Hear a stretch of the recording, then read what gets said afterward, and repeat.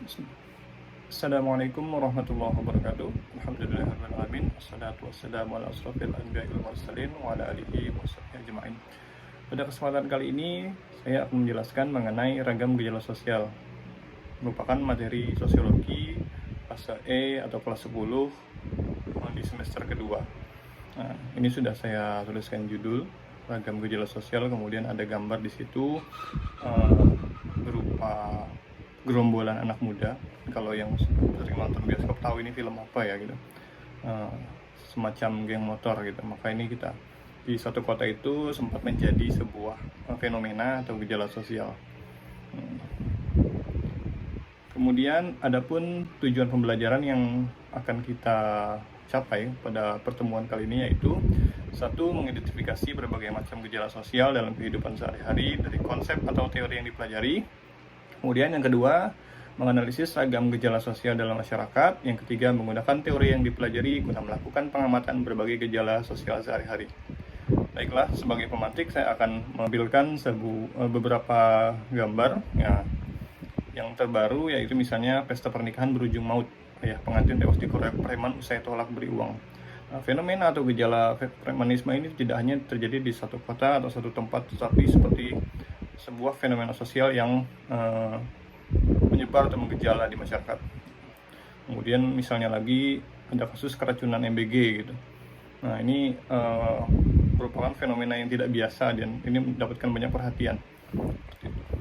Satu lagi misalnya yang terakhir itu dalam sebulan terakhir yaitu penyiraman air keras kepada aktivis yang memberikan kritikan, masukan ataupun semacam ketidaksetujuan dengan kebijakan-kebijakan pemerintah, tetapi dibalas dengan tindakan yang anarkis. Nah, apa sih pengertian gejala sosial setelah kita mengamati film-film atau gambar-gambar yang sudah ditampilkan tadi? Ya, gejala sosial diartikan ya, yang ada di masyarakat sebagai fenomena yang menandai munculnya permasalahan sosial di masyarakat. Gejala sosial dapat berbentuk perilaku, pola interaksi, situasi yang menyimpang dari norma yang ada. Nah, kemudian Surjono Sukanto mengatakan bahwa gejala sosial merupakan salah satu penyebab terjadinya masalah sosial yang disebabkan oleh lingkungan masyarakat. Oke, kita sudah mendapatkan pengertiannya. Gejala itu sebuah fenomena ya, yang mengarah kepada permasalahan sosial. Ya. Nah, nanti ada yang positif, ada yang negatif, tapi lebih cenderung ke arah yang negatif. Kemudian setelah kita memahami mengenai pengertian gejala sosial, kemudian apa sih faktor penyebab gejala sosial? Ya, yang pertama yaitu faktor kultural, merupakan nilai yang tumbuh dan berkembang dalam lingkungan masyarakat atau komunitas. Jadi di mana kamu dilahirkan, di mana seseorang tumbuh, lingkungan seperti apa ya dia berada, maka itu disebut sebagai faktor kultural, artinya diwariskan budaya. Culture itu kan dari kata budaya gitu ya. Dan yang kedua adalah faktor struktural, merupakan sebuah keadaan yang mempengaruhi struktur yang disusun oleh pola tertentu, bisa oleh sekelompok elit, bisa oleh sekelompok golongan. Ya, kita dimiskinkan, dibodohkan, dibuat tidak aman. Nah, itu bisa menjadi faktor struktural.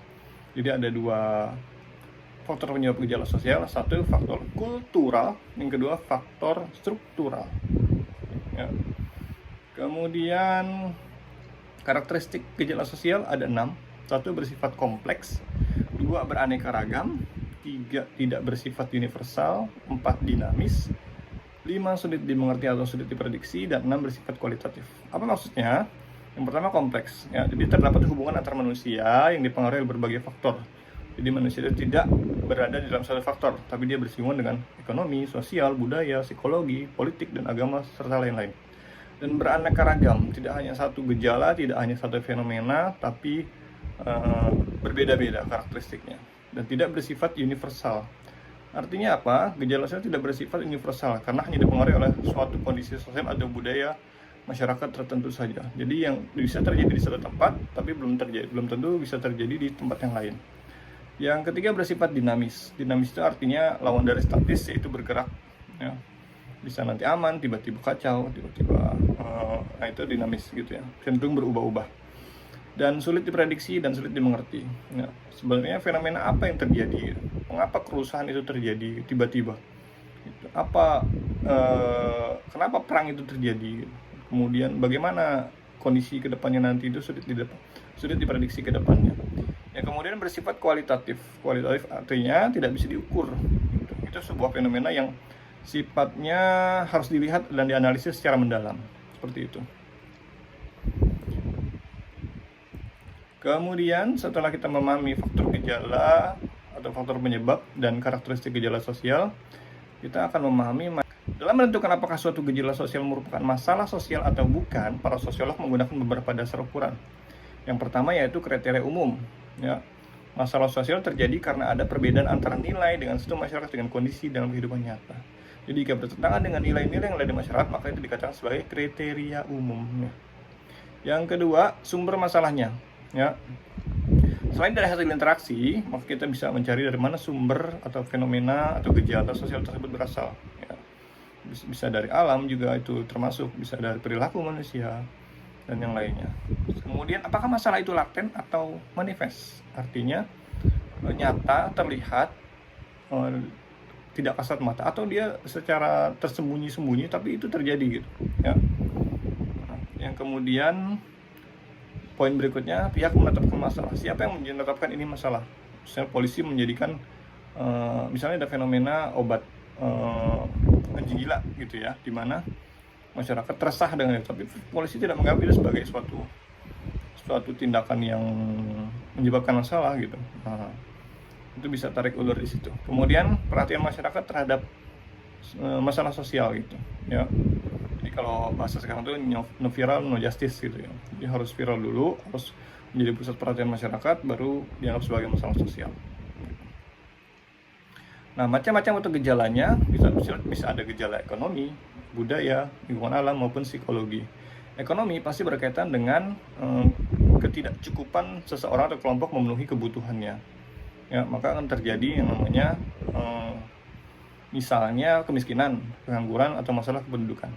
Yang berikutnya yaitu masalah budaya. Ya, kita ini beraneka ragam.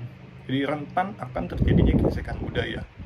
Budaya apapun, itu budaya antar budaya sendiri atau datangnya budaya dari luar bersinggungan dengan budaya yang ada di dalam gitu. Nah, kemudian lingkungan alam ini bisa karena faktor di luar prediksi manusia tadi ya, atau ulah manusia itu sendiri, atau memang disebarkan gitu ya, misalnya berupa penyakit.